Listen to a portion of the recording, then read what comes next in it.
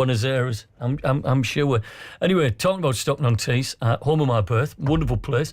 So much regeneration going there, but there's some wonderful people doing wonderful stuff there too. And last night I had the privilege of bumping into some of them, and I met some wonderful singers, musicians from our part of the world. It all comes under the umbrella of Rosebery Community Consortium. They're based in Stockton, and they run a group called StarmakerZ, which supports youngsters who may not have access to instruments or music lessons, and it gives them something new to get themselves involved in. Now, as I say, I popped over yesterday to meet the team and see what was going on. Well, now they know, let it go, can't hold it back anymore. My name's Paul Scott. So, Paul, we're here tonight. It's a wet, old night, isn't it? Yeah, absolutely. Tell me why we're here. We're here to raise awareness for neurodiversity. We have a choir on a Monday evening that celebrates awareness for neurodiversity, dyspraxia. We have a dyspraxia support group. Adam Sayers. And tell me about the choir, and tell me about this wonderful space you've got here, because it's fantastic. Yeah, so we opened the space just over a year ago. We do music, tuition, dancing, keep fit. We also do education classes upstairs. We have a recording studio, podcast studio.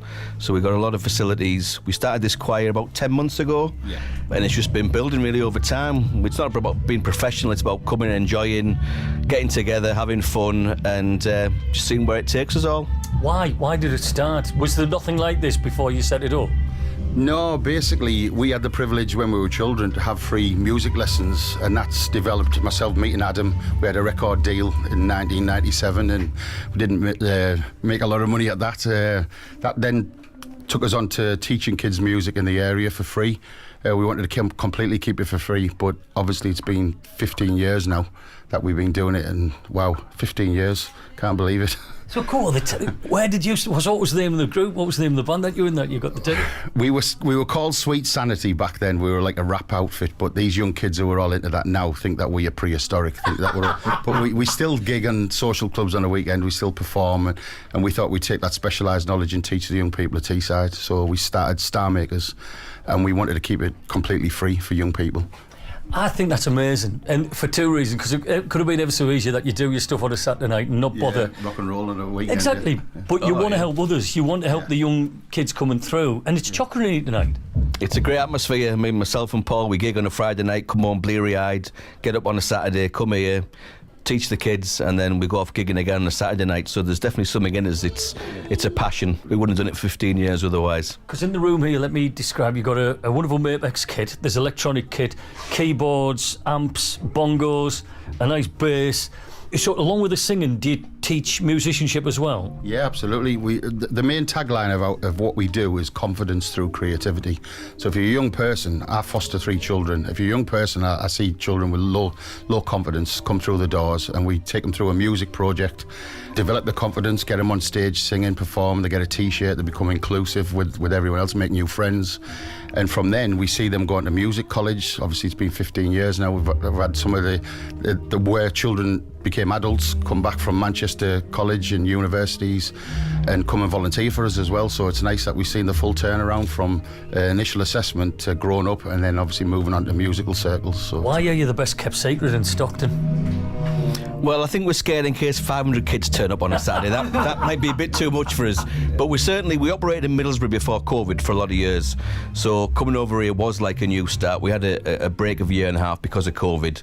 So we are almost starting again. But again, we're here. Come and find us on a Saturday morning, 12 o'clock. We do the music and the dance and the singing. And then we got the choir on a Monday, 6 till 7. Do you ever portmanteau the two together with the music and the choir? Yeah, the main essence is people coming together, inclusion post-COVID, to get together to raise awareness and shout about neurodiversity. We run dyspraxia support groups here, and we have severe development delay groups. There's all sorts of people come to our community hub that we created. We actually run under the banner of Rosebery Community Consortium as well, a charity that we started in 2008. We deliver the HAF projects, which is holiday activity food programs. There's just so much we're involved with. We do anti-bullying avoidance techniques for martial arts, all sorts of things like that we do on a Saturday morning. We advocate for children who are getting bullied in schools. There's much we do.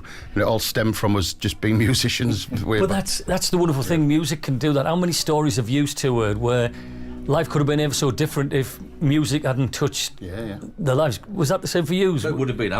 My life would have been different totally. We wouldn't have met for a start, and who knows where we would have been. But certainly from having that free tuition at school, 7 or 8 year old, here we are 40 odd years later, and it's just still part of our life. It really drives us, isn't it? It's what we love. I met Adam. Adam was a manager of a music store called Williams in Thornaby, and I'd just come off a cruise ship. I'd spent 5 years on the cruise ships, touring all around the world, entertaining as a musician, the army camps in Germany. And I walked in and met this fella, and at the end of the day, we just sort of had the same vision. And since then, we just thought, right, okay, why are these young people not getting access to music? There's marginalised children in Teesside. If you're a single parent and you've got 3 children, it costs a lot of money to send them to music classes, so we just do it for free. So, like I say, we're happy that we're doing it, and we've got the privilege to do it. So young people, we go to car boot sales and get guitars, or every single charity shop in Teesside knows me going in and say, if you get some guitars, give us a ring, and we restring them and just give them to the kids, put some chords on the back. And then hopefully the initial spark's there and sends them off on their journey musically. When you see their faces, because it is quite daunting to pick up an instrument, especially if you are neurodiverse. You are written off just because somebody labels you that. To see the spark in their eyes when you give them that opportunity, what does that feel like? Oh, it's the best feeling in the world. It's priceless. You can't put a price on that. That's what we've seen many times, haven't we? We've seen many children come in here in a certain state and leave in a much better state, and that warms our hearts. That's why we're all here, not just myself and Paul, but all the volunteers and all the people who help make it happen as well. And that's the key, isn't it? You have people that buy the vision, the volunteers that you have. Yeah, well, it's the volunteers that they're the cement in the bricks, really, at the end of the day. John, for example, who came along as a volunteer, I didn't know he played electric guitar, so when I get the electric guitars out and all the kids are saying, can you play Black Sabbath, can you play Eagles, you play Queen, I can play all them solos, and John can as well. So when I get the younger ones come through, I leave John in the corner with them as well, and he's away with his rock and roll.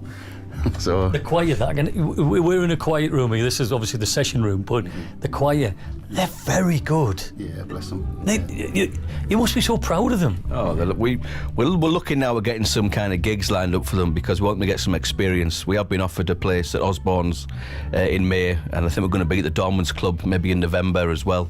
So we'll be putting some shows on, so we'll be getting them on that stage and taking them to the next level. So it should be exciting for us all. I think what we've done as well, as part of the charity, we've listened to the young people. We've developed a youth action group, because we are getting on a bit, so we listen to the voices of the young people. They tell us what they want, and like knife crime, they talk about that, and get them to speak about present day issues that surround them, so we can obviously make a difference through them as well. So they're the vision. We are just the facilitators, really. That's all we are. How can people get in touch with what you do and see what you do and see if you can help them? Have you got a website, Facebook? Yeah, the best place to go, if you go on the website, which is roseberycommunityconsortium.org, that's got all our videos that we do and all the things that we do. And we've also got Facebook, Instagram, all the usual things. So then get in any of those ways, find out what we're doing, when we're doing, and come down and see us. I've got to say thank you to John for inviting me down tonight, because he was the one that sent the email on. He's a top man. He's absolutely infallible, and I hope he knows that we really, really do appreciate it, John. Well, it's on tape now, mate. Right, come on, give a name check to everyone who's in the room with us.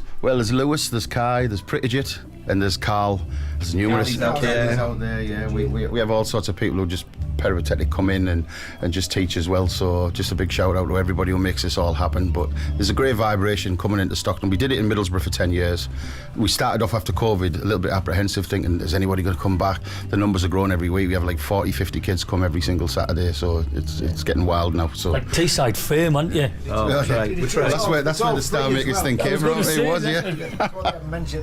Hold on, let me get over here. Right, come on. So just for the tape, your name. My name's John. I'm one of the that got us volunteers. here, didn't you? Yeah, I'd sent the email. Yeah, I'd just like to say it's all the StarmakerZ and all the lessons, everything are free for anybody to turn up. Any children, anybody who wants to come is under 18. It's all free. Isn't that amazing? And it's just happening. And so many people probably don't know anything about you, yet you're making such a difference in the local community, which is Magnificent. So, am I going to get a tour around? Are you going to show me? Absolutely. We have a podcast studio, we have a recording studio, rehearsal space, community dance hall there. We have martial arts equipment. To engage with the teenagers, the podcasts and things become more favourable because they can talk about issues that surround them, just present issues. We're launching a thing called Talk and Teesside, which is going to be a podcast, and it's basically young people talking to young people about issues pressures that they face in today's society. So That's powerful stuff. well, we're trying to make a difference. Get it, son. You're not half bad, are you? What's your name? Kai McLean. And how old are you? I'm 18. And I tell you what, you're not a bad drummer. How long have you been coming here? Oh, I've been coming here for nearly 2 years now. It's been amazing. The amount of stuff they've done to help us, it's amazing. Paul, as you've spoken to, used to foster me. He's helped me through so much. First day that I met him, he said he'd never let me down, and he hasn't since. He taught me how to play the drums first day I got there. I went, whoa, there's a drum kit. He went, get yourself on that, and he taught me how to play the drums. Since then, 2 today. 2 years. If I was to say to you 4 years ago that you'd be here, sat with me, talking on BBC Radio Tees about being a proficient drummer in a wonderful podcast studio, would you have laughed at us? I'd have told you to get lost. I wouldn't have believed you. I'd have been like, no way would I have been able to do that. If it wasn't for music, what would you be doing? I haven't got a clue. I wouldn't be sat here right now, I'd tell you that. It's amazing. Tell me about the place, you know, the vibe. Have you made friends here? Have you, Yeah. You know, I made loads of friends here I met loads of friends here every time I come. so if there's some, I don't know, 14, 16-year-old young boy or girl in Teesside thinking, I wish I had something to do in my life, what would you say to them? I'd say to them, get yourself down to the charity. You'd have a good time, you'd be taught loads of stuff. You'd be a better person as well.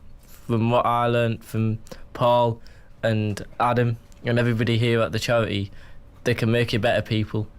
Can I tell you a drummer joke from one drummer to another? Go on then. What did the drummer call his twin daughters? Anna 1, Anna 2.